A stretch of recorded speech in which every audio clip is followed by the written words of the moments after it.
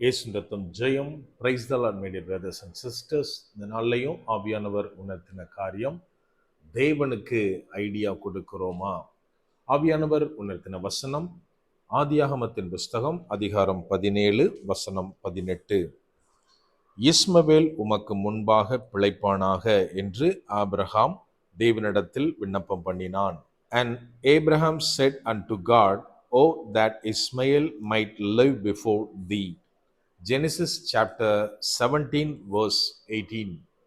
எனக்கு அன்பானவர்களே, இந்த இடத்துல என்ன வாசிக்கிறோம் அப்படின்னா, ஆபிரகாம் தேவனை நோக்கி இஸ்மவேலுக்காக அவன் உமக்கு முன்பாக பிழைப்பானாக அப்படின்னு இஸ்மவேலுக்காக விண்ணப்பம் பண்ணினதை நம்ம இங்க பார்க்கிறோம். நாம் இந்த நாட்களில் தேவனுக்கு ஐடியா கொடுக்கிறோமா? நம்ம கொஞ்சம் யோசித்து பார்க்கணும். அதாவது இந்த டாபிக்கை கேட்ட உடனே நம்மள நிறைய பேர் நினைப்போம், அது எப்படி பிரதர், நமக்கு தேவையான நேரத்துல ஆண்டவர் ஐடியா கொடுப்பாரு, தேவன் என்ன சொல்லுகிறாரோ அதைத்தானே நம்ம செய்வோம் அப்படின்னு ஈஸியா சொல்லிடலாம். ஆனால் நிறைய நேரத்துல நமக்கே தெரியாமல் அவருக்கு நம்ம ஐடியா கொடுக்கிற மாதிரி தான் சூழ்நிலை இருக்கு. என்னுடைய ஊழியத்தின் ஆரம்ப நாட்கள், அதாவது டைரக்டா ஆண்டவர் பேசி நீ ஊழியத்துக்கு வரணும், உன்னுடைய ஊழியத்தின் பேர் இது அப்படின்னு என்னை அழைத்தார்.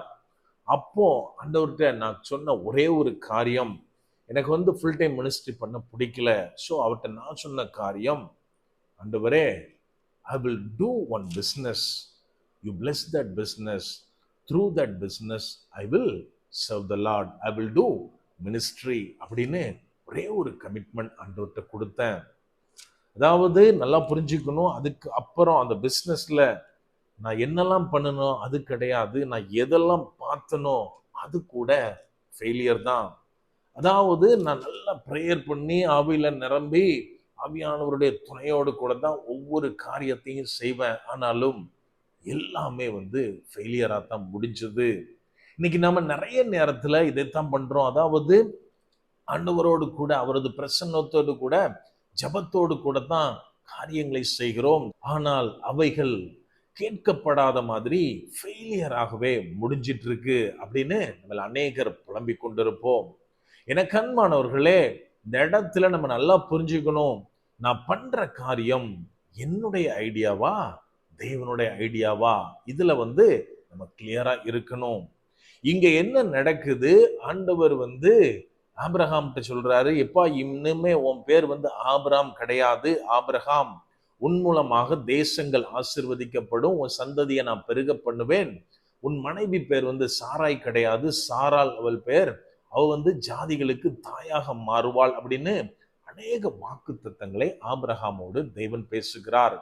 இதை கேட்கிறப்போ ஆபிரகாமோட வயசு என்ன அப்படின்னா 99 ஆகுது. சோ அவர் நினைக்கிறாரு, என் வயசு 99, என் மனைவியோட வயசு எத்தனை? 90 ஆகிறது. இந்த நேரத்துல எங்களுக்கு எப்படி சந்ததி உருவாகும், பிள்ளை பிறக்கும் அப்படின்னு இருதயத்துல நினைச்சுதான் ஆண்டவர்கிட்ட இவரு அவருடைய ஐடியாவை சொல்றாரு. அதாவது அவருக்கும் ஆகாருக்கும் ஏற்கனவே இஸ்மவேல் பிறந்தாச்சு. சோ ஆண்டவர்கிட்ட சொல்றாரு, ஆண்டவரே, இஸ்மவேல் உமக்கு முன்பதாக பிழைப்பானாக அப்படின்னு. அதாவது நீங்க சொல்ற மாதிரி என்னையே நீங்க உங்களால விருத்தி அடைய ஆசிர்வதிக்க முடியாது, ஆனால் ஆல்ரெடி எனக்கும் ஆகாருக்கும் பிறந்த ஒரு பிள்ளை இருக்கிறான், அவனை ஆசீர்வதிங்க அப்படின்னு. எனக்கு அன்பானவர்களே, இது தேவனிடத்துல சொல்லப்பட்ட ஆபிரகாமோட ஐடியா. நாம் எப்படி இருக்கிறோம்? இந்த நாட்களில் அநேக நேரத்தில் ஆண்டவர் சொல்வாரு, உன்னை ஆசீர்வதிப்பேன், உன்னை நான் பழகி பெருக பண்ணுவேன் அப்படின்னு. இம்மிடியேட்டா நம்ம செய்யற காரியம் என்ன தெரியுமா? ஆண்டவரே, இந்த விஷயம் நான் பண்றேன், இந்த ஜாபை நான் ஜாயின் பண்றேன், இந்த பிசினஸ் ஸ்டார்ட் பண்றேன், இதுல என்னை ஆசீர்வதிங்க அப்படின்னு பல நேரத்தில் ஃபாஸ்டிங் இருந்து கூட பிரேயர் பண்ணி கொண்டிருக்கிறோம். எனக்கு அன்பானவர்களே, நம்ம ஒண்ணு புரிஞ்சுக்கணும், ஆண்டவர் ஆசீர்வதிப்புன்னு தான் சொன்னாரு தவிர எதன் மூலமாக அப்படின்னு சில நேரத்துல சொல்ல மாட்டார். என்னை ஆவியானவர் காண்பித்த காரியம், நான் எப்பெல்லாம் பிசினஸை குறித்து ஊழியத்தை குறித்து பிரேயர் பண்றனோ அப்ப ஆண்டவர் காட்டுவாரு, ஊழியத்துல நல்ல க்ளோவா இருக்க மாதிரி.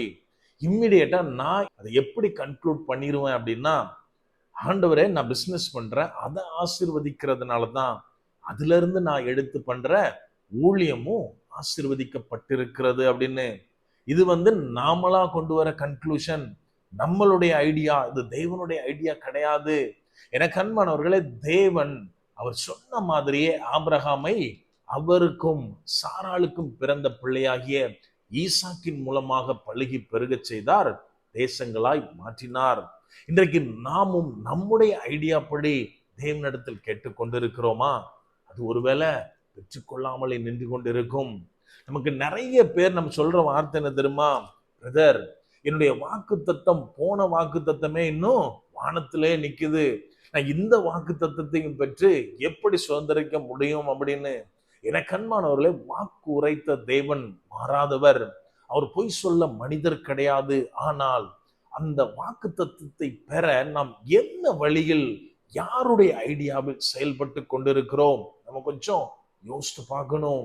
நான் எப்போது என்னை முழுவதுமாக தேவனிடத்தில் ஒப்பு கொடுத்து அவர் என்ன காரியங்களை காண்பிக்கிறாரோ, எதை சொல்லுகிறாரோ அதை நான் பின்பற்றி நடக்கும் போதுதான் ஆபிரகாம் எப்படி தேவனுடைய வாக்கு தத்தத்தை அவருடைய ஐடியாவாகிய ஈசாக்கின் மூலமாக சுதந்திரித்தானோ, அதை போல நாமும் தேவனிடத்திலிருந்து சுதந்திரிக்க முடியும்.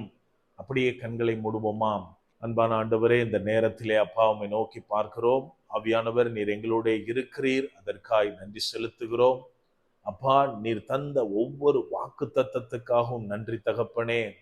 அப்பா, நீர் சொல்லிய யாவற்றையும் நீர் செய்து முடிக்க வல்லவராய் இருக்கிறீர், அதற்காய் நன்றி செலுத்துகிறோம் அப்பா. ஆனாலும் கூட அநேக நேரத்துல எங்களுடைய ஐடியாக்களை, எங்களுடைய சூழ்நிலைகளால நாங்க உங்களிடத்துல தர்றோம் தகப்பனே, அதன்படி நடக்க பிரயாசப்படுறோம். ஆவியானவரே, இந்த மாதிரியான காரியங்கள் எங்கள் வாழ்க்கையில இருக்கக்கூடாது அப்பா. எல்லாவற்றை விடவும் தேவனுடைய சித்தத்திற்கு எங்களை ஒப்பு கொடுத்து அதிலே நடக்க நீங்க எங்களுக்கு கற்றுத்தாங்க. முற்றிலுமா எங்களை தாழ்த்தி ஒப்பு கொடுக்கிறோம். பலப்படுத்தி ஆசீர்வதிங்க. மீட்பர் இயேசுவின் மூலம் ஜெபிக்கிறோம். ஜெபம் கேளும் எங்கள் நல்ல பிதாவே. ஆமென். God plus.